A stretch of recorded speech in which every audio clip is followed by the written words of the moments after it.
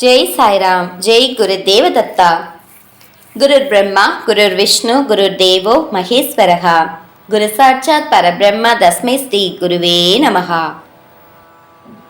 அக்கல்கோட் ஸ்ரீ சுவாமி சமர்த்த லீலாமிருதம். அத்தியாயம் 204. மகா சமாதி லீலை.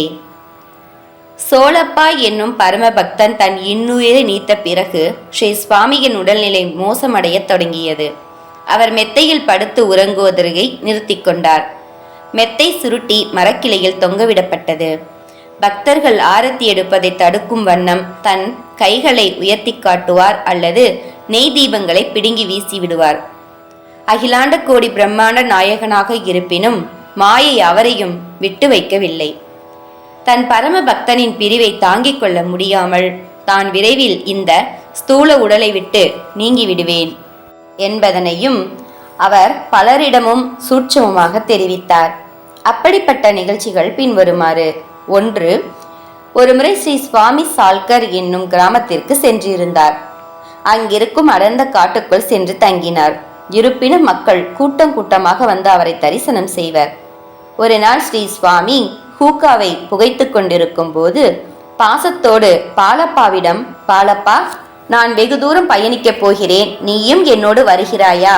ஆனால் நாம் உயர்த்திற்கு செல்ல வேண்டும் என்று கேட்டவுடன் பாலப்பா சரி என்பது போல் தலையை அசைத்துவிட்டு ஸ்ரீ சுவாமியின் பாதங்களை பற்றி கொண்டார். ஸ்ரீ சுவாமி தன் வெகு நேரம் பயணிக்கப் போவதை பாலப்பாவிடம் சூட்சுமமாக வெளிப்படுத்தினார். ஆனால் அதை பாலப்பா பின்னாட்களில் தான் உணர்ந்து கொண்டார். 2. சால்கரில் இருந்து ஸ்ரீ சுவாமி அக்கல்கோட் வந்தடைந்து ஜங்கம மடத்துக்கு அருகில் இருக்கும் ஒரு லிங்காயத் துறவியின் சமாதியில் தங்கியிருந்தார். ஒரு நாள் பாவ்டேக்கரிடம் 500 வரட்டிகளை கொண்டு வருமாறு கூறினார். அவற்றை ஜங்கம மடத்தில் உள்ள சிவலிங்கத்தின் மேல் அடுக்கி வைக்கும்படி கூறினார். ஸ்ரீ சுவாமியே அவற்றின் மீது தீ மூட்டி ஹோமம் நிகழ்த்தினார். மேலும் 5 சேர் பேர்ச்சம்பளம், பழங்கள் மற்றும் அரிசி, வெற்றிலைப்பாக்கு, தேங்காய் போன்றவற்றை கொண்டு வரும்படி பக்தர்களிடம் கூறினார். நெய்யை அத்தீயில் ஊற்றும்படி கூறினார்.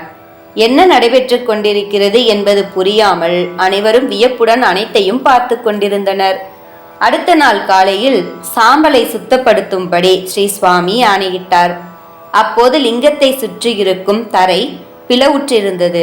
ஆனால் சிவலிங்கத்திற்கு எந்தவித பாதிப்பும் ஏற்படாமல் அதன் பிரகாசம் அதிகரித்திருந்தது. ஜங்கம சாதுக்கள் அனைவரும் ஆச்சரியத்தில் மூழ்கினர்.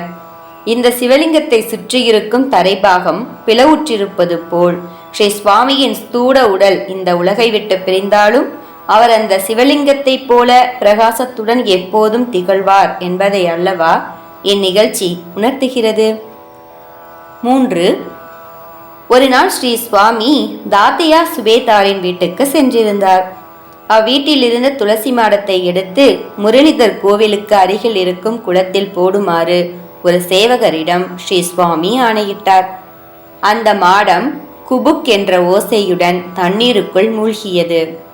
அனைவரையும் கோஷங்கள் எழுப்பும்படி ஸ்ரீ சுவாமி கூறினார். மாடம் தண்ணீருக்குள் மூழ்குவது நடைபெறப் போகும் நிகழ்ச்சிக்கான மற்றொரு முன்னோடி. 4. ஸ்ரீ சுவாமி சமர்த்தர் நாகன்ஹள்ளி என்னும் கிராமத்திற்கு சென்றிருந்தார். அங்கிருந்து கிளம்பும் போது, இதுவே இந்த கிராமத்திற்கு நான் வருவது கடைசி முறை என்று கூறினார். பொதுவாக ஸ்ரீ சுவாமி பஜனைகள் பாட மாட்டார், ஆனால் பஜனைகளில் கலந்து கொள்வார். அப்படி இருக்க அந்த முறை அவர் ஒரு பஜனை பாடலை பாடினார். அதுவாவது: சிவஹர சங்கர நமாமி சங்கர சிவசங்கர சம்போ, ஹே ஹிரிஜாபதி பவானி சங்கர சிவசங்கர சம்போ என்பதே அந்த பஜனை பாடல். கிராமத்து வாசிகள் அனைவரையும் சேர்ந்து தன்னுடன் பாடுமாறு கூறினார். 5. ஒருமுறை ஸ்ரீ சுவாமி கூழாங்கற்களை எடுத்து ஒரு ஸ்தூபி போல உருவாக்கினார். இதை கண்ட அனைவரும் இது என்ன முன்னறிவிப்பா என்று யோசித்தனர். ஸ்ரீ சுவாமி தங்களை விட்டு பிரிந்து சென்று விடுவாரோ என்கின்ற பீதி அனைவரையுமே வாட்டியது. பக்தர்களின் மனம் சிறிது கூட வருத்தத்தில் ஆழ்ந்துவிடக் கூடாது என்கின்ற தாயுள்ளம் கொண்ட ஸ்ரீ சுவாமி அவர்களை இது போன்ற பலவிதமான முன்னறிவிப்புகள் மூலம் தயார்படுத்தினார். தான் இந்த ஸ்தூல உடலை துறந்தாலும் என்றென்றும் அவர்களுடன் இருப்பதாக அனைவரிடமும் பலமுறை உத்தரவாதம் அளித்திருக்கிறார். கிபி 1878 சைத்ர மாதம் கிருஷ்ணபக்ஷ திரியோதசி தாத்தியா சுபேதாரின் வீட்டிலிருந்து வந்த அடுத்த நாள் ஸ்ரீ சுவாமி சமர்த்தருக்கு காய்ச்சல் அதிகரித்தது. காய்ச்சல் குறைவதற்கான சுவடே தெரியவில்லை. அவரின் உடல்நிலை மோசமடைந்து கொண்டே போனது. உணவு எடுத்துக்கொள்வதை நிறுத்தி கொண்டார்.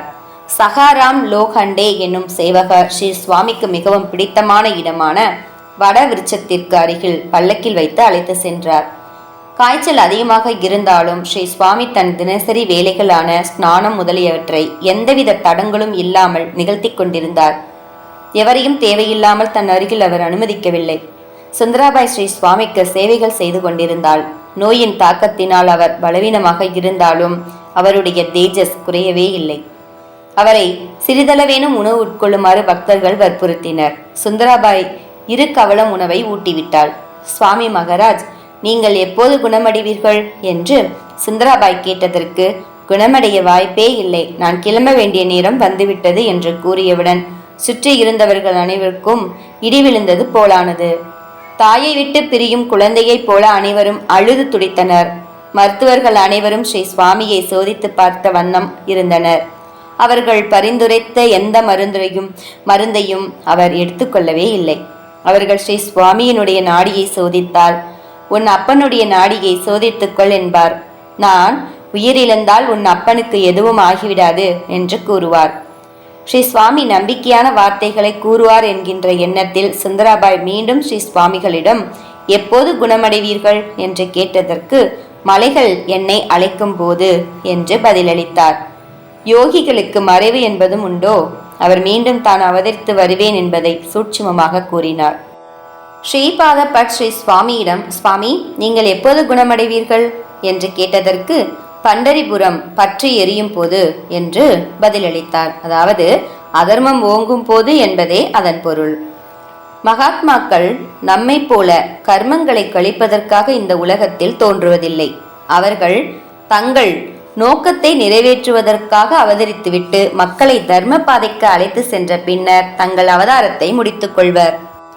பின்னர் தேவைகள் ஏற்படும் போது மீண்டும் அவதரிப்பர். அன்றைய தினத்தில் அனைத்து பக்தர்களும் சூழ்ந்திருக்க ஸ்ரீ சுவாமி அவருடைய கவலையான மனோநிலையை மாற்றும் எண்ணத்துடன் தனக்கு விருப்பமான நாவிதனான கோபாலை அழைத்து சவர மற்றும் ஸ்நானம் செய்து கொண்டார். அனைவரும் அவருக்கு உற்சாகமாக ஆரத்தி எடுத்தனர். 7 நாட்களாக அவர் உணவேதும் எடுத்துக்கொள்ளாத போதும் அவருடைய உற்சாகத்திற்கு குறைவே இல்லை. அனைவரின் நலத்தினையும் விசாரித்தார். ஸ்ரீபாத பட்டை வடவிருட்சத்திற்கு கீழ் ஒரு குழியை தோண்ட சொல்லி அதில் அமர்ந்து கொண்டு தியானித்தார். கண்பத்ராவை வீட்டில் பூஜை அறை அமைத்து சடங்குகளை முறையாக மேற்கொள்ளும்படி அறிவுறுத்தினார். பாலப்பாவை அக்கல்கோட்டிலேயே தங்கும்படி ஆணையிட்டார். பக்தர்களின் கோரிக்கையை நிறைவேற்றும் பொருட்டு சிறிதளவு சாதமும் தண்ணீரும் ஸ்ரீ சுவாமி எடுத்துக்கொண்டார். பாலப்பா அளித்த தாம்பூலத்தையும் மறுக்காமல் ஏற்றுக்கொண்டார். ஆகா, ஸ்ரீ சுவாமி அல்லவோ பக்தப்பிரியன்! அவர் மெத்தையின் மீது அமர்த்தப்பட்டார். அவருடைய முகம் மேலும் பிரகாசமடைந்தது.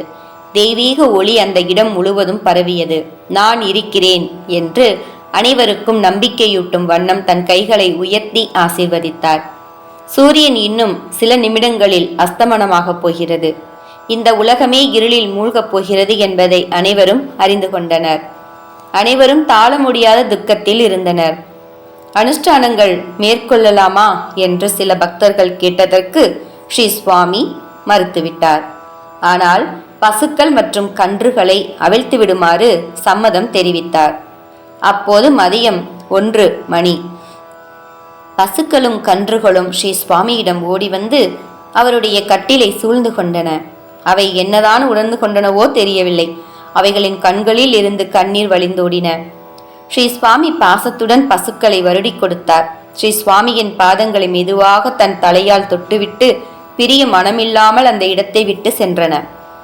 மீனராசி சனி இப்போது இருக்கும் இந்த நிமிடம் புனிதமானது. இந்த நேரத்தில் அனைவரும் தானம் அளிப்பார்கள் என்று ஸ்ரீ சுவாமி கூறியவுடன், சுவாமி, ஏதாவது தானம் அளிக்கிறீர்களா என்று ஒரு பக்தர் கேட்டார். என்னிடம் இப்போது என்ன இருக்கிறது? வெறும் கௌபீனம் மட்டுமே இருக்கிறது. அதையும் நான் விரைவில் துறக்கப் போகிறேன் என்று பதிலளித்தார். அப்போது ராமசாஸ்திரி அளித்த 350 ரூபாய் மதிப்புள்ள சால்வை ஸ்ரீ சுவாமியிடம் இருந்தது. அது அவரிடம் கொடுக்கப்பட்டது. அப்போது இன்னொரு பக்தர், சுவாமி, குளிர் மிகவும் அதிகமாக இருக்கிறது, நாம் உள்ளே செல்லலாம் என்று கூறியதற்கு மறுப்பு தெரிவித்துவிட்டு, நான் இந்த மரத்துடன் ஐக்கியமாக வேண்டும் என்று ஆலமரத்தை சுட்டிக்காட்டி கூறினார். மகாராணி ஸ்ரீ சுவாமியின் தரிசனத்திற்காக வந்திருந்தார். ஸ்ரீ சுவாமி உற்சாகத்துடன் காணப்பட்டதைக் கண்டு அவருக்கு சிறு நம்பிக்கை ஏற்பட்டது. அவர் தரிசனத்தை முடித்துக்கொண்டு அரண்மனைக்கு சென்று விட்டார். மாலை மணி 4 எட்டியது. அந்த நிமிடமும் நெருங்கிக் கொண்டே இருந்தது. ஸ்ரீ சுவாமி ஒரு சேவகரை தலையணை ஒன்றை கொண்டு வருமாறு கூறினார். சிலர் அவர் பத்மாசனத்தில் அமர்ந்து கொண்டார் என்றும் கூறுகின்றனர். அதில் சாய்ந்து கொண்டு கண்களை மூடிக்கொண்டார். அருகில் இருந்த மருத்துவர் நாடியை சோதித்து பார்த்தபோது அவருடைய உயிர் பிரிந்து விட்டதை உறுதிப்படுத்தினார். அழுகை சத்தம் விண்ணை பிளந்தது. அனைவரும் தங்கள் மார்பிலும் தலையிலும் அடித்துக்கொண்டு அழுது புரண்டனர். இந்த உலகமே இருண்டு விட்டதே மகாராஜ், சுவாமி தத்தாத்ரேயா, அன்னையே, தந்தையே, எங்களை விட்டு சென்று விட்டாயா என்று கதறினர். கருணை உள்ளம் கொண்ட ஸ்ரீ சுவாமி அவர்களுடைய ஓலங்களை கேட்டு தன் கண்களை திறந்து பார்த்தார். அனைவருக்கும் மீண்டும் ஒரு நம்பிக்கை ஏற்பட்டது. அனைவருக்கும் தன் கைகளால் அமைதியாக இருக்கும்படி சைகை செய்தார். என்ன நடக்கப் போகிறது என்று அனைவரும் ஆச்சரியத்துடன் கவனித்த போது ஸ்ரீ சுவாமி மகாராஜ் ஒரு ஸ்லோகத்தை கூறினார்.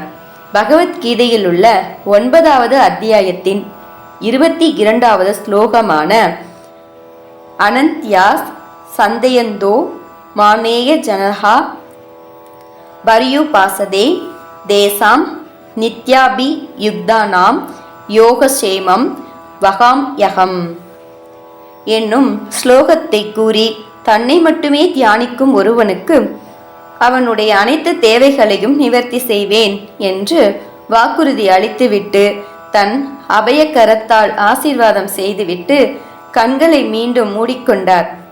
இது என்ன கனவா என்று அனைவரும் புலம்பி மீண்டும் அழத் தொடங்கினர். இதுபோல பக்த வத்சலத்தை இனிமேல் அனுபவிக்க இயலுமோ என பக்தர்கள் துடித்தனர். பகவத்கீதையின் கூற்றுப்பொடி ஸ்ரீ சுவாமி சமர்த்தர் போன்ற அவதாரங்களின் பிறவி நோக்கத்தை உணர்ந்தவர்கள் அவருடன் ஐக்கியமாகி விடுகிறார்கள். ஸ்ரீ சுவாமி சமர்த்தர் தன் அவதாரத்தை முடித்து கொண்டார் என்கின்ற விஜயம் காட்டு தீ போல பரவியது. மக்கள் கடல் போல குவிந்தனர். அக்கல்கோட் முழுவதும் அழுகுரல்கள் எதிரொலித்தது. 1 மணி நேரத்தில் ஒரு மரப்பல்லக்கு அலங்காரத்துடன் தயார் செய்யப்பட்டது. வேத கோஷங்களுடன் ஸ்ரீ சுவாமிக்கு பண்டிதர்கள் அபிஷேகம் செய்தனர். விலையுயர்ந்த ஆடை ஆபரணங்களால் அலங்கரிக்கப்பட்டு கடைசி ஆரத்தியை அனைவரும் உரத்த குரலில் பாடினார்கள். சரஸ்வதி தேவியை பாடியது போல அனைவரும் உணர்ந்தனர். யானை சேனை படைகளுடன் மேலதாள பஜனைகள், பட்டாசு சத்தத்துடன் வாசனை பொருட்கள் தூவிக்கொண்டே ஸ்ரீ சுவாமி சமர்த்தரின் ஸ்தூல உடல் மரியாதையுடன் பல்லக்கில் வைக்கப்பட்டு ஊர்வலமாக சோழப்பாவின் வீட்டுக்கு அருகில் அமைக்கப்பட்டிருந்த குழிக்குள் சம்பிரதாய முறைப்படி வைக்கப்பட்டது. மீண்டும் ஆரத்தி காட்டப்பட்டு அந்த குழி மூடப்பட்டது. சம்பிரதாயங்கள் அனைத்தும் முடிவடைய நள்ளிரவு ஆன போதும் ஸ்ரீ சுவாமியுடைய முகத்தில் தேஜஸ் குறையவே இல்லை. அனந்த கோடி பிரம்மாண்ட நாயக ராஜாதிராஜ யோகிராஜ அக்கல்கோட் ஸ்ரீ சுவாமி சமர்த்தருக்கு வெற்றி உண்டாகட்டும், அக்கல்கோட் ஸ்ரீ சுவாமி சமர்த்தருக்கு வெற்றி உண்டாகட்டும் என்ற கோஷம் உலகெங்கும் பரவியது. ஸ்ரீ சுவாமி சமர்த்தரின் சைத்தன்யம் இந்த பிரபஞ்சம் முழுவதும் வியாபித்திருந்தது. பக்தவச்சலனான ஸ்ரீ சுவாமி சமர்த்தர் தன் மாயையான ஸ்தூல உடலை உதிர்த்து விட்டாலும் என்றென்றைக்கும் நம் அனைவருடைய மனதிலும் நீக்கமர நிறைந்திருக்கிறார் என்பதில் எந்தவித சந்தேகமும் இல்லை. ஜெய ஜெய ஸ்ரீ சுவாமி சமர்த். ஜெய் சாய்ராம். ஜெய் குரு தேவதத்தா. அனந்த கோடி பிரம்மாண்ட நாயக ராஜாதிராஜ யோகிராஜ பரபிரம்ம ஸ்ரீ சுவாமி சமர்த்த மகராஜ் கி ஜெய்.